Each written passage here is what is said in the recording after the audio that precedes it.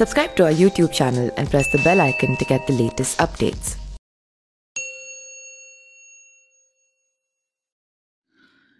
UP विधानसभा चुनावी की तैयारियों के बीच समाजवादी पार्टी ने बीजेपी को एक बड़ा फिर से झटका दे दिया है। सीएम योगी के करीबी रहे भारतीय जनता पार्टी के पूर्व उपाध्यक्ष स्वर्गीय उपेंद्र दत्त शुक्ल की पत्नी शुभावती शुक्ल सपा में शामिल हो गई हैं।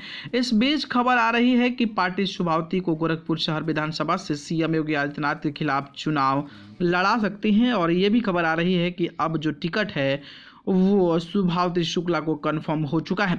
समाजवादी पार्टी में शामिल हुए शुभावती के जनाधार का अंदाजा इसी से ही लगाया जा सकता है कि समाजवादी पार्टी के सुप्रीमो अखिलेश यादव ने खुद उन्हें पार्टी की सदस्यता दिलाई है। सीएम योगी ने साल 2017 के उपचुनाव में खाली हुई गोरखपुर लोकसभा सीट से उपेंद्र दत्त शुक्ल को प्रत्याशी बनाया था, लेकिन समाजवादी पार्टी और निषाद पार्टी के गठबंधन के प्रत्याशी प्रवीण निषाद ने उन्हें हरा दिया था।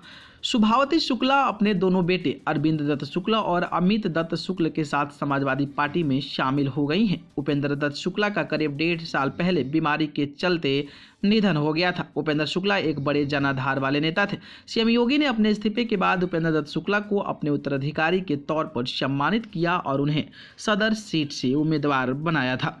गोरखपुर सदर सीट का जातिगत समीकरण क्या है? बीजेपी का एक ब्राह्मण चेहरा होने के बावजूद भी उपेंद्र दत्त शुक्ला विधानसभा चुनाव नहीं जीत सके थे। उन्हें पार्टी ने 3 बार कोड़राम विधानसभा से मैदान में उतारा था और तीनों ही बार उनके साथ सिर्फ हार लगी। गोरखपुर सदर सीट के जातिगत वोट बैंक की बात करें तो यहाँ ओबीसी वोटरों की संख्या सबसे अधिक है। सीट पर करीब 40,000 मतदाता निषाद और मल्लाह हैं। यहाँ दलित मतदाताओं की संख्या 30,000 के करीब है और लगभग 30,000 ही ब्राह्मण मतदाता हैं। 20 से 25,000 बनिया और जायसवाल वोटर हैं। राजपूत वोटर की संख्या यहाँ 20 से 25,000 हैं।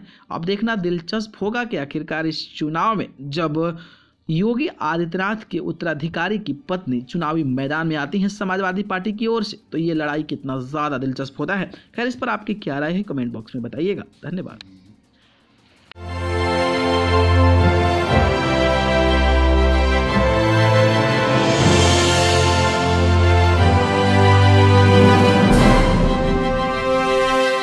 Subscribe to our YouTube channel and press the bell icon to get the latest updates.